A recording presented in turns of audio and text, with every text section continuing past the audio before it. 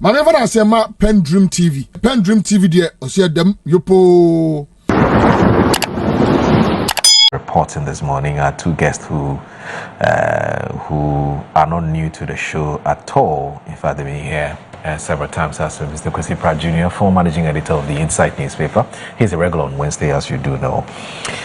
He's with us here. He's also a veteran and a seasoned journalist, and almost, well, he qualifies to be an elderly statesman. Good morning, sir. Thank you very much for joining us on the show, sir. Thank you very much. And also joining us is Collins Adomako-Mensah. He is MP, Ifija Kwabre North constituency, a former deputy energy minister as well. Good morning, Honourable. Thank you. Morning, my brother. Thank you so very much for joining us on the show. It's always a pleasure to have you join us. Now, I want us to first of all look at this, what appears to be some diplomatic tensions between Ghana and South Africa. And for some reason, anytime Mr. Kwesi Pratt joins us, there's something that borders on international relations. I don't know how that happens, but it is what it is. Now, the Daily Graphic this morning says that against xenophobic attacks, Ghana takes tough stance, declines South African president visit. It's by Pakobe Emmanuel Damali. He says that regular biennial conference between Ghanaian and South African business leaders has been postponed indefinitely as diplomatic relations over xenophobic violence in South Africa takes a new twist. This year's BNC, which is Bi-National Commission event between Ghanaian and South African business leaders, was scheduled for the first week of August, with South African President Cyril Ramaphosa scheduled to participate in the conference, but the Ghanaian government has declined a request by President Ramaphosa for the official visit to Ghana, citing heightened concerns over recent xenophobic attacks in South Africa that have affected Ghanaian nationals. And after the government further declined an invitation from the South African counterpart to discuss the matter, the Department of International Relations and Cooperation of South Africa requested the postponement of the BNC to a date to be mutually agreed through diplomatic channels. According to Daily Graphic's diplomatic sources in Accra and Pretoria, the decision to decline President Ramaphosa the opportunity to visit followed a surge in anti-foreigner violence in parts of South Africa in recent weeks. That has led to the evacuation of about 1,000 Ghanaians, with an additional 900 said to have been registered for repatriation. Now, a source from South Africa told the Daily Graphic that the Ghanaian government was deeply concerned about the safety and dignity of its citizens in South Africa and could not proceed with a high-level visit under the current circumstances. A Ghanaian source with knowledge about the issue confirmed the decision, stressing the government's position on protecting its citizens abroad. The source that the Ghanaian government was deeply concerned about the security implications for South African president, taking into account fears of reprisal action. Let me start with Mr. Kwesi. Mr. Kwesi Pratt, are we right to take these decisions? I mean, if the Daily Graphics report is anything to go by, which is that we want to protect the president of South Africa, but also we're not happy with the fact that he's not been able to protect our citizens in South Africa who have become victims of anti-immigration sentiment, etc. Do you think these are good reasons for us to prevent the president from attending this biennial conference? Well, I read the story for the first time yesterday on the internet. And I must confess that I was completely scandalized. Why? I was embarrassed, I was beginning to wonder what happened to African diplomacy and so on, But then, as the hours rolled on into this morning, the information we are getting is even more worrying than the information we got yesterday. Yesterday, the information was simply that the Ghana government had refused to allow President Ramaphosa of South Africa to visit on account of the xenophobic attacks in South Africa. That was the story. Now, this morning, we are learning that actually that is not what happened. And that there had been some discussion between Ghanaian officials and the South African officials and so on. And that the two sides had actually come to the conclusion that the timing was not the best and that it needed to be postponed.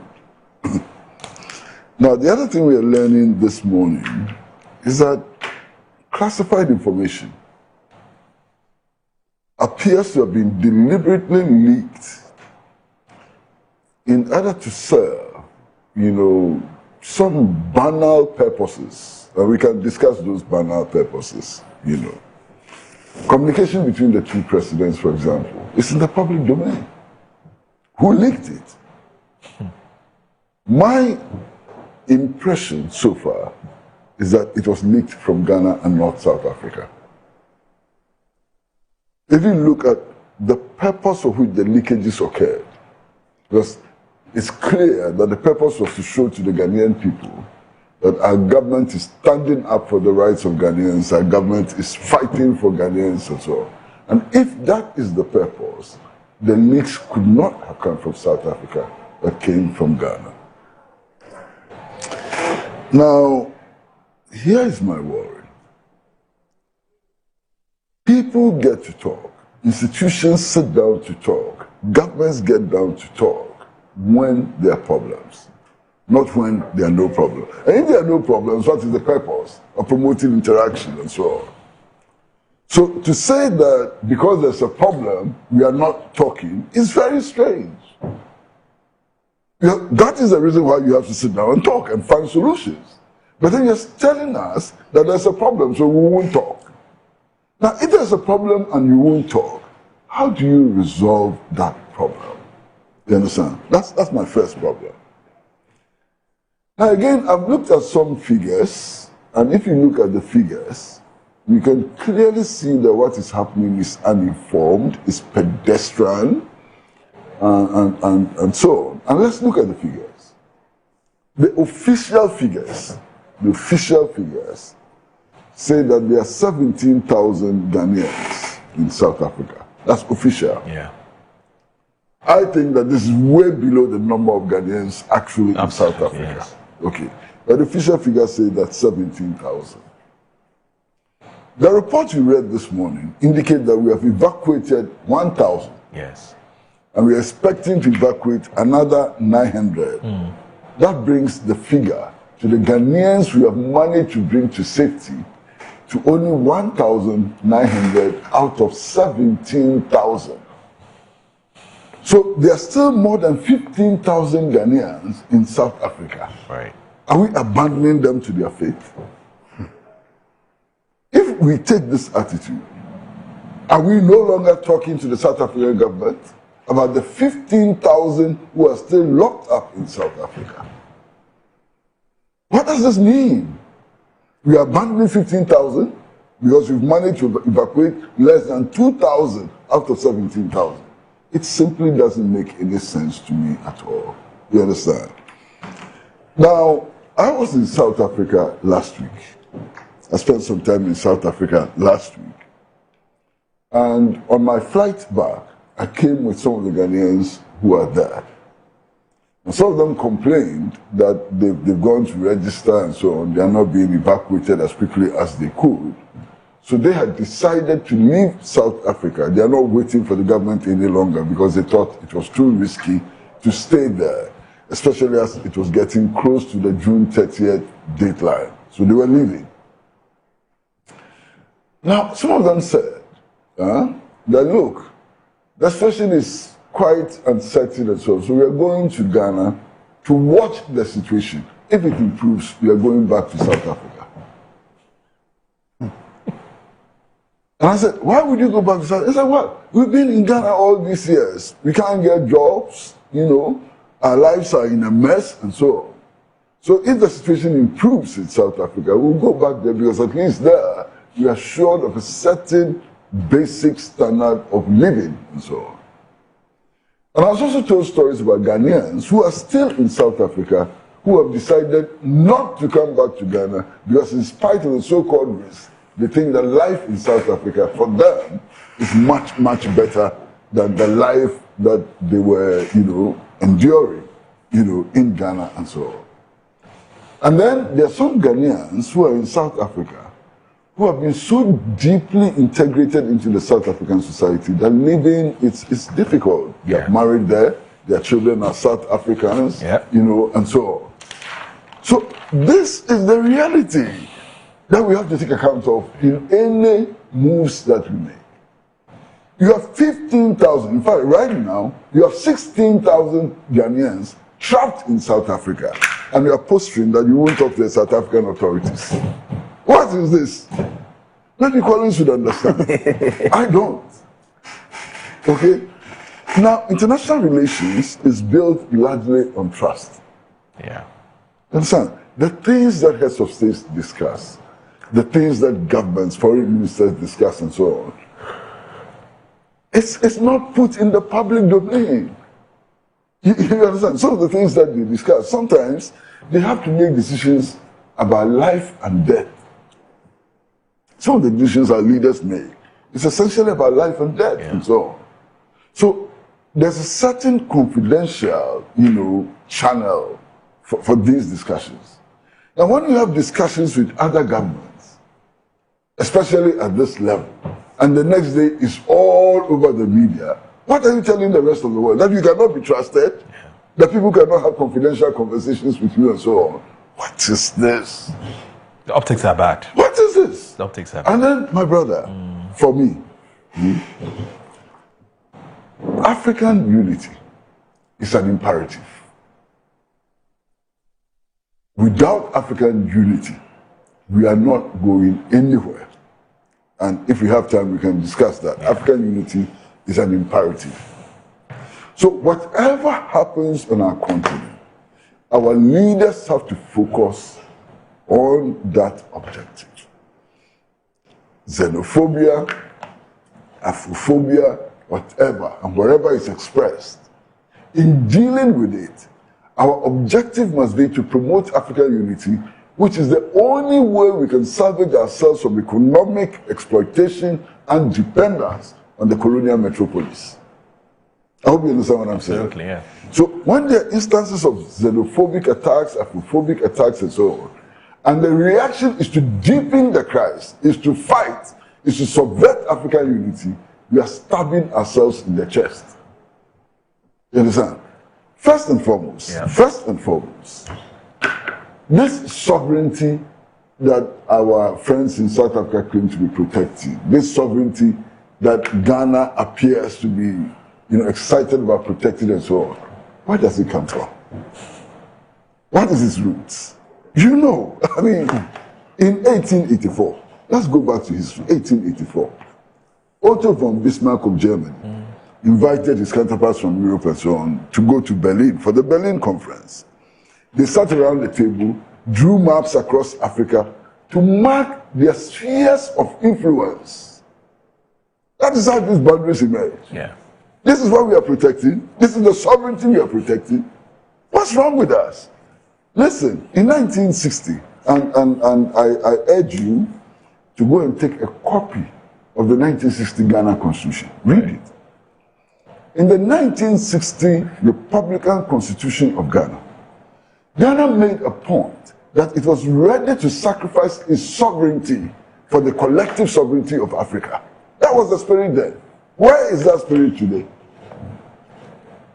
In our national constitution, 1960 constitution, we made it a point to insert a whole clause in the constitution committing us to greater African sovereignty than narrow national sovereignty. Why? Our leaders today don't know this history. They don't understand this.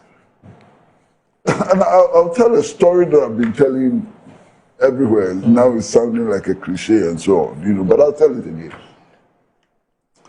I travel across Africa quite a lot. And what I find sometimes is shocking. You see, Ghana-Togo border. Yeah. See Ghana-Togo border.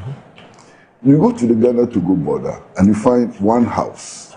The bedroom is in Ghana and the sitting room is in Togo. True. So the people across these boundaries do not recognize this so-called national sovereignty and borders and so on. They don't. You go to Aflao, you want to buy land in Aflao, you will find that the owners of the land are actually in Lome. They are Togolese. And they own land in Aflao. Yeah. You go to the border with Togo, and you find that farmers in Ghana, Ghanaian farmers, citizens living in Aflao, actually farm in Togo, and vice versa, and so on. Well, you go to the western border, it's even more remarkable. You find the Nzima people. The Nzima people, they are Ghanaians, and they are also Ivorians. Yes. Freddie Mewe, who signed Zoblazo, Yes. and so. He's an Nzima man. So those Nzima people, they are held together not by these narrow definitions of national sovereignty and so on. There's far more to it than that. So when our leaders misbehave in this manner, it's a problem. You understand? It's a problem. Yeah. You understand? And if you look at all the problems of Africa, all of our problems, economic problems, cultural problems, and so on, why? Our forebears, those who fought for our liberation and so on, came to the conclusion that the solution to the problems that we have is broad Pan-Africanism. That is why in 1945 at Manchester, when they had the Fifth Pan-African Congress, and the Fifth Pan-African Congress was attended by some of the greatest names in African and diasporan history. You know, George Padmore, Marcus Garvey, all of them were there. Nnamdi Azikiwe, Kwame Nkrumah was the secretary to the Congress. Why? The resolution which was passed by the Fifth Pan-African Congress in Manchester set three clear objectives. One, the intensification of the national liberation struggle, the struggle for our independence and so on, which they defined, and they defined it very clearly. The ownership of our resources, and the exploitation of our resources for our own benefit. Clearly defined by the 1945 Congress. Then they moved on to say that national liberation was just one phase, and that we needed to move on to continental unity under the banner of scientific socialism. This was the 1945 resolution. You understand? Now, our leaders today, I'm sure they don't even know about the Manchester Conference in 1945, which set the framework for Africa's liberation. They don't know. And if they know, they don't care. And they're trampling upon everything that our forebears did in order to set the stage for the total liberation of the African people from poverty, from want, from domination, and from exploitation. And I feel very sad today. I'm really sad today that this is the level we have reached. Yeah. You know, and then it gets worse. I mean, I've been listening to radio, I've been watching television, video, newspapers, and so on. And some people who call themselves progressives and so on, calling for the expulsion of the South African ambassador, expel the South African. To what purpose? What do you gain by expelling the South African ambassador? And then I've been listening to the debates in the Nigerian Senate that they should seize Nigerian, South African businesses. To what end? We want to behave like the South Africans. And if we all behave like the South Africans, what moral authority do we then have to condemn xenophobia? Yeah. And in any case, and I've made this point a couple of times, in any case, if you look at the history of xenophobic expressions in Africa, South Africa is not the first country. Massa, South Africa is not the first country. I recall, after 1969, we came up with the Aliens Compliance Order. Yes. I was in school at the time. Kokru. Massa, Nigerians died. Yeah. They died in their hundreds as a result of executing the Aliens Compliance Order. Right. What moral authority do we have to be pretending as for us we are okay and so? Not just that. The Nigerians, didn't they reply? Yeah, they did. Ghana must go, didn't they reply? They did. The thousands of Ghanaians who died. And I saw Ghanaians carted in articulated trucks. I saw Ghanaians carted in articulated trucks from Nigeria. Other West African nationals and so. When we actually came up with the Aliens Compliance Order, the number of Togolese, Burkinabes, Malians, and Nigerians who suffered as a result of our actions. So don't let us behave as if we have any higher moral grounds to stand on. What is this? All right, so you're watching the Morning Ghana on Metro Television, and that's Mr. Vintage, Mr. Kwesi Pratt Jr., expressing his thoughts on the back and forth with South Africa and Ghana over the visit of Cyril Ramaphosa to Ghana to participate in a conference. Right, should we take the break now and come back? Okay, all right. So let me bring in Collins now. Collins, what are your thoughts? Yes, it's always exciting to listen to Kwesi on international politics. And as you put it, as fate will have it, anytime he's here, there's an issue that relates to Pan-Africanism and international politics. Something he's very passionate about. Yes. I've seen some of the attacks in South Africa, and truth be told, it's not a sight to behold. I mean, the extent of beating people, slapping people on the streets and all that. I think we are all in unison to condemn such attacks. That's not to say that you have to go to somebody's country illegally. I mean, every country has the right to protect its territory. Mm-hmm. And so my advice also to other African nationals is that, yes, you have the right to enter South Africa, but at least go there legally. Again, if South Africa has to take steps to ensure that illegal immigrants are regularized, or as it were, streamlined, I'm sure there are a lot of protocols that can be followed.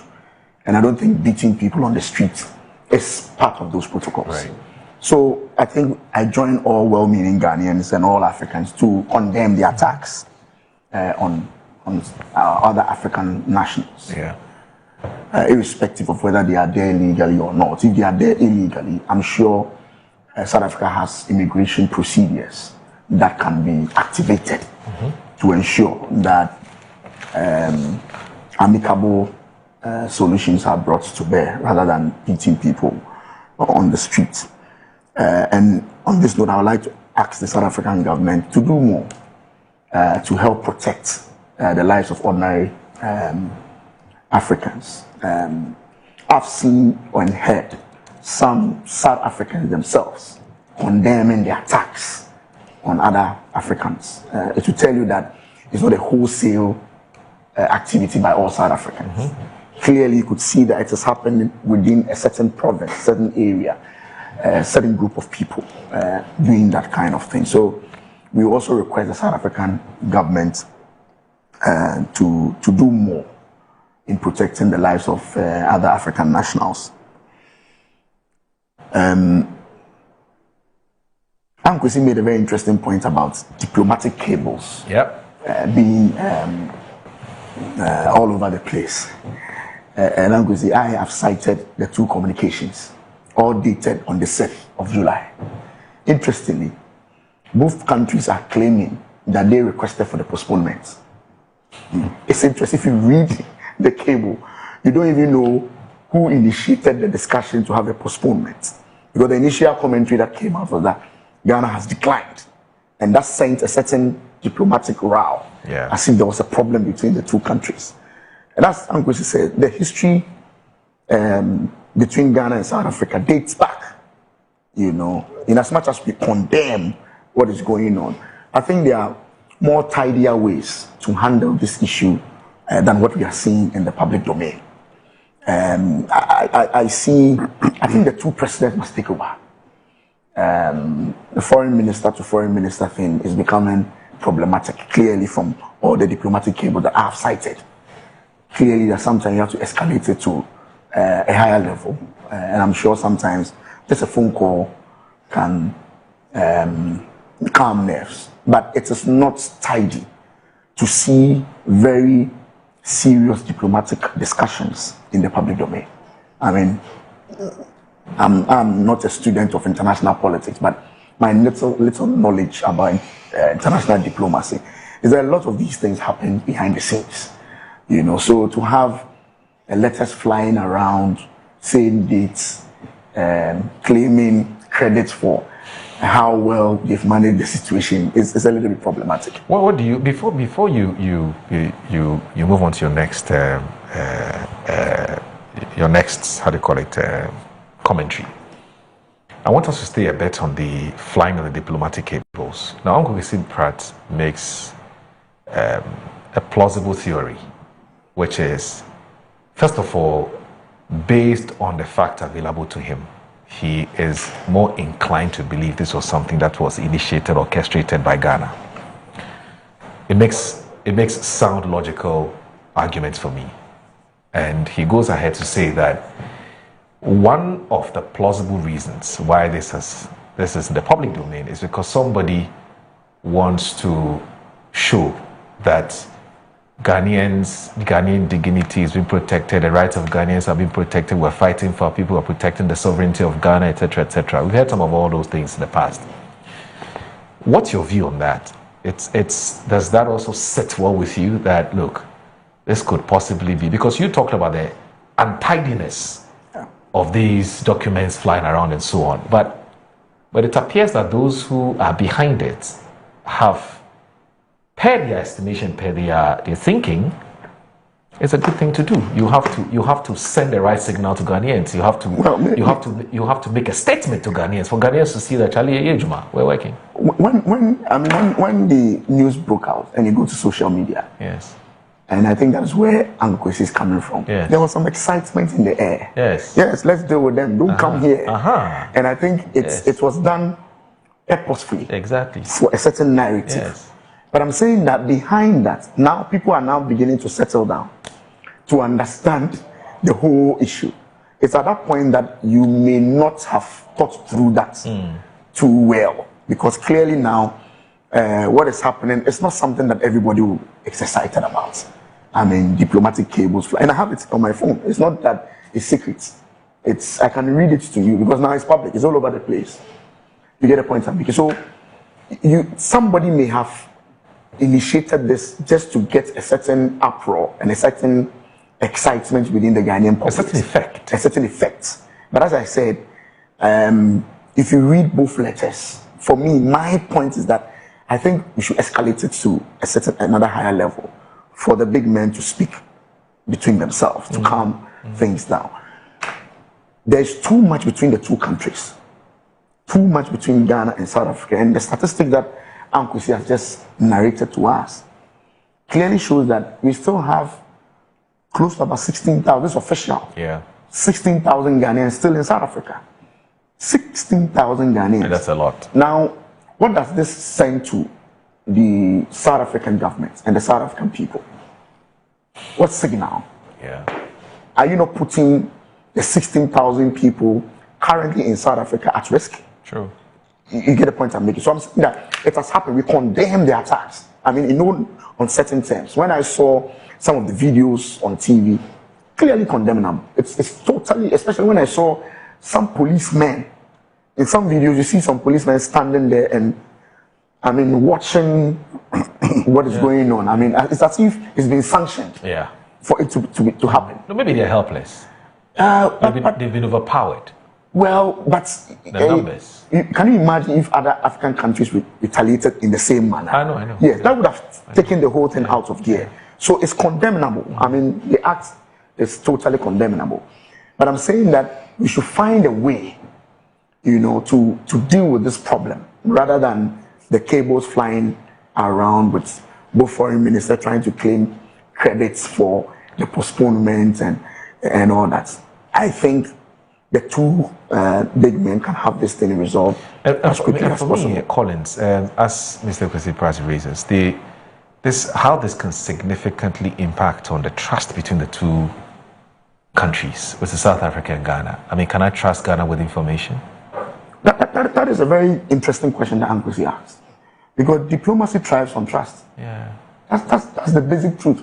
I mean, when you go and you speak to your colleague minister, your thinking is that this is a state-to-state discussion, and therefore it should remain between us, or better still, just between us and our bosses. You mean it must be highly confidential? Absolutely. These cables they don't send it to the public. Yeah. This is addressed to an ambassador. In this case, was addressed directly to the Ghanaian High Commissioner. Should the presidency find out who did this? Ghana. Well, I'm sure by now You see, so that we don't create a certain impression that this unfortunate leakage of this information So is something I that realized has a that tacit approval. the communication minister tried to water down the tension during his interview yesterday, and to state that this was an already planned visit. You know, it was not necessarily because of the xenophobic attack. You know, he tried to, as it were, calm nerves down. I get it, but you see, Collins, I'm just saying that until Mr. Kwesi Pratt analyzed this, we didn't really see the extent of damage that this could have between the two countries. You know, I mean, we just thought it was one of those things. Somebody's intercepted some documents, is out there, no problem. But this is much more serious than we think it is. That me and you are talking, and what you and I are talking is out there. How? Yes, and I'm saying that you know, when you look at the letters, and other African countries, and when have you heard look this. when you look at the letters, the two letters, even both written on the same day, the same date, and all that, it was like a communication from South Africa, and then there was another counter one from Ghana. Yes. My point is that we should try as much as possible to find a lasting solution to this matter. The solution to this matter is not the radio and TV discussion that we are having. Right. The solution to this matter is cool heads, you know, to prevail. And I'm sure His Excellency, having been in governance, having an experienced governance person for a very long time, who understand these things, you know. And I hope that things are happening as we speak. I'm sure some discussions are going on behind the scenes. We hope so. And to ensure that, you know, Collins. Should we get to the bottom of this? I know, as a matter of fact, that His Excellency John Dramani Mahama and His Excellency Ramaphosa are personal friends. Yeah. So at that level, there's no issue. They're personal friends. They communicate very well. They have very good relations and so on. And therefore, I'm surprised that we have allowed the situation to deteriorate to this level. Yes. Okay. And I'm also surprised that we ourselves are cashing in on the disinformation. Yes, Collins was right when he stated that, and I believe that to be so, the vast majority of South Africans are opposed to this xenophobic attack. Yeah. If you look at the number of organizations, the size of the organizations which are fighting xenophobia in South Africa, it gives me some comfort. Which are these organizations? Yeah. NUMSA, which is the largest trade union movement in South Africa. It has a membership of close to 600,000. NUMSA has condemned this xenophobic attacks and asked its members to stand up against xenophobia. Okay. The Communist Party of South Africa, who is an ally of the ANC in government, has strongly condemned these xenophobic attacks. Abad Blali is the Shack Dwellers movement, which has a membership over 1 million, has confronted the xenophobic attacks and so on. And I can go on and on and on and on. Yeah. COSATU has condemned these attacks, and they are working, to end it, Now, I sent you something over the weekend. I don't know if you saw it. A video of a South African, academic who was analyzing the situation. And indeed, his analysis, and I suppose that, Collins, you've also seen it, his analysis is that, look, there are forces which want to destroy South Africa. Yeah. There are forces which want to destroy South Africa. Yeah. In the wake of South Africa's strong stand against genocide in Gaza and so on. And he actually puts forward studies which suggest that there are foreign forces outside South Africa who are sponsoring the March and March movement. I sent it to you over the weekend. Yeah, I've seen it. You understand? Yeah. So they want South Africa to disintegrate, along racial lines and so on. And they want South Africa's relations with the rest of Africa also to be jeopardized and so on. So there's a whole orchestration, even from outside South Africa. Yeah. We have to be smart enough to identify those who are the puppeteers in this matter. Now, one of the videos which popped up after the June 30th deadline, the March and March manifestation, is a black South African who actually says that, look, as far as is concerned, the problem is not with whites. The problem is with blacks. And at least the whites came to develop South Africa. Yes. I'm sure you've seen that. Yeah, we've seen it. We played it here. What does that tell you? This guy is a victim of apartheid. His whole orientation is in support of apartheid. So when you sit in Accra and you say that, oh, we are surprised at what is happening because we help South Africa to fight against apartheid and so on, you don't get it. Because the person who is in the March and March movement on the streets of Johannesburg, misbehaving, actually believes that apartheid was good for them. So your claim that you help them to fight apartheid, it doesn't make any you know. So we need to understand the problem in its total depth and so. Right. Can you believe that several years after apartheid was supposedly overthrown, today, there are whites-only societies in South Africa, communities. Yes. Yeah. Whites only. Yes. Okay? Yes. One of them is called the Orana. I think it's Orana.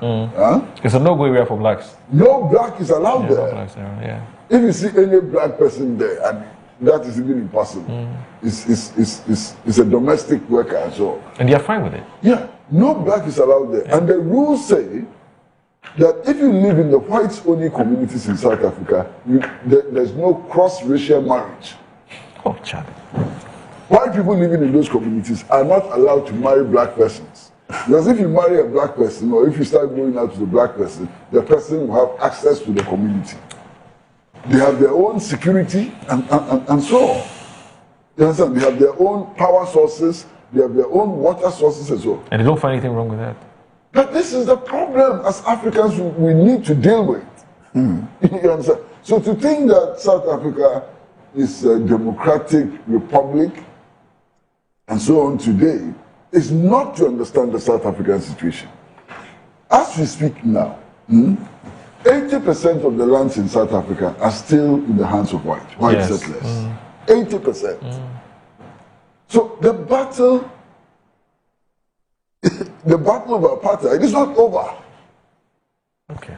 And this also ought to inform our discussions of the current developments, in South Africa. Yeah. We don't have to take a populist, pedestrian stance, which will deepen the problems for the African people. All right.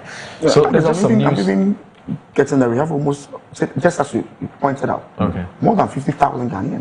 No, so he was careful. So what yeah, so but I was using the what he said was at least what we have been told. I'm just getting. But he said it is hugely underestimated. He said that hugely somebody just he was right. A colleague on the foreign affairs. Yeah, because when a lot of people travel, they actually do 50,000 Ghanaians. Yes. So when you evacuate 1,000 out of 50,000, you want to start a war.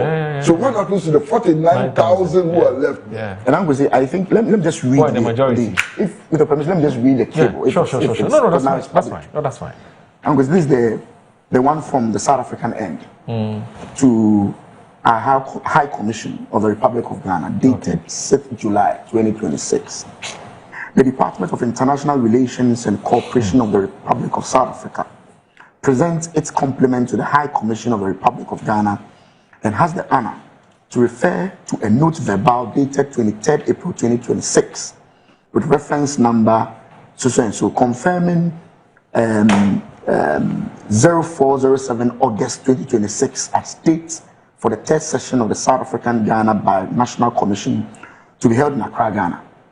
South Africa requests, and this is the catch, South Africa requests for the postponement of the BNC to a date to be mutually agreed through diplomatic channels. The Department of International Relations and Cooperation avails itself to this opportunity to renew to the High Commissioner of the Republic of Ghana the assurance of its highest cooperation. And this was dated on the 6th. And then subsequently, the one from Ghana, also dated the 6th of July, the same date.